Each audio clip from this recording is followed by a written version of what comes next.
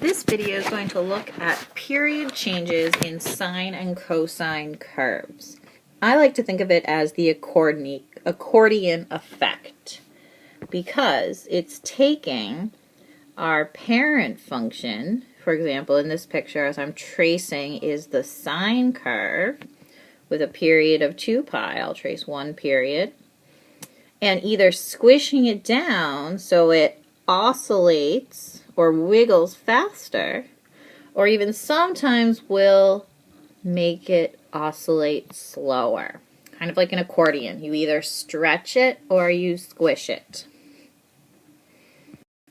Alright, so let's look in a little more neatly at some different graphs with different periods. The first graph you see up at the top is our parent function of sine, again, as I mentioned on the previous slide. The parent function has a period of 2 pi, as written on the left. If you start at the origin and trace along the curve begins to repeat itself right at 2 pi. This piece and this piece look exactly the same. Looking one graph down, you can see a graph with a larger period. This graph, in fact, has a period of 4 pi. If I start at the origin and trace along the curve, I don't start to repeat myself until I come to 4 pi. And you can see this graph looks like we've stretched it out, like we've grabbed onto both ends of the original and pulled to make it wider.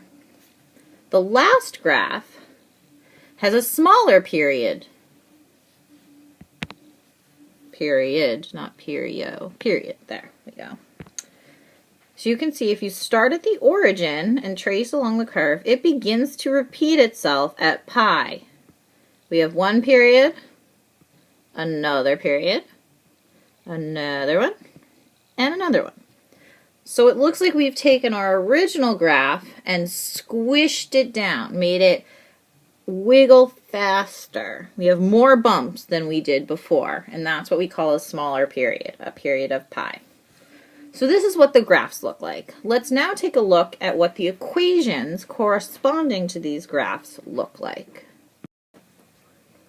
Here we have the same 3 graphs as the previous slide, with the same 3 periods as shown on the previous slide. So let's look at each of the equations for these graphs. The first graph has the equation y equals sine of x, because that's our parent function, as I mentioned before, period of 2 pi, parent function y equals sine of x, no big surprises there. Our second graph has a period of 4 pi, and its equation is going to look like y equals sine of x divided by 2. So the important thing to notice here is that we have done something to change what's in parentheses right near the x. Another important thing to notice is that dividing by 2, which is the same thing as multiplying by a half, has resulted in a larger period. Looking at the third graph, our equation is going to look like y equals sine of 2 times x. Again, we have changed what's inside the parentheses, so what's closest to our x, to change the period. Note here that we're multiplying by 2, which is entirely different than dividing by 2. And once again, here multiplying by 2 has resulted in a smaller period.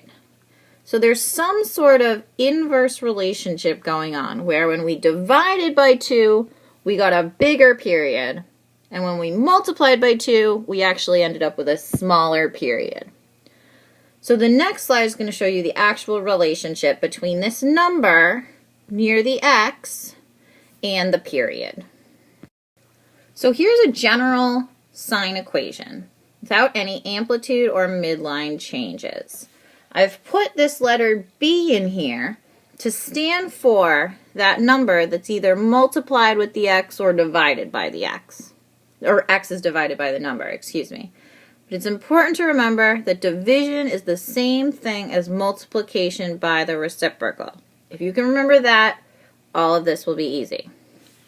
So we can see, based on our observations in the previous slide, that the period of a graph, either sine or cosine, this works for cosine as well, even though I'm using sine here, is actually going to be 2 pi divided by that b that you see up here.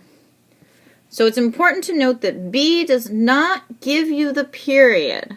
You must do some extra math to get the period. This 2 pi, well, that's there because the period of the parent function was 2 pi. So by inserting a b in here, or any Latin number, it'll be a 2, a 3, a 1/2, a 1/4, a 4, whatever number it is, by inserting that number there, you're changing the 2 pi. And what you're in fact doing is dividing by b. So let's look at a few more examples. I've put 4 equations over on the left, and we need to fill in the b and then find the period from each of these equations. So the b is usually the easy part. In the first example, I can see that b is actually just a 4. So I'm just going to write a 4 in there. The harder part is finding that period. Remember, we need to do 2 pi divided by b, which in this case is 4. So I can make that a little bit simpler by reducing 2/4 to just 1/2, otherwise known as just pi divided by 2. So our period in this case would be pi over 2. In our second example, we can see we're actually dividing by 4. So our b is not 4 as it was in the first example, but 1/4. Since dividing by 4 is the same thing as multiplying by 1/4. So I have to do a little more math this time. I do 2 pi divided by 1/4. But from Trig, you guys are experts at dividing by a fraction. We know that's the same thing as simply multiplying by the reciprocal, which will give us 8 pi divided by 1, otherwise known as just 8 pi. So we're all set there. In the third example, we can see our b is 2. This one's pretty straightforward as well, just like the first one. So our period is 2 pi divided by 2. These cancel out, so we're just left with pi as our period. Our final example may look a little mysterious at first because we see that there's no extra number in here next to the x. All we have is our x. But you guys are smarter than that, and you know that when there's an invisible number multiplied by x, it's actually just a 1. So we know our b is 1, and so our period will be 2 pi divided by 1, which you guys know is just 2 pi. You may have been able to figure that out just from the beginning by noting that y equals sine of x is just our parent function, so of course the period is 2 pi. Alright, so here are 3 homework problems for you to complete and bring to school tomorrow.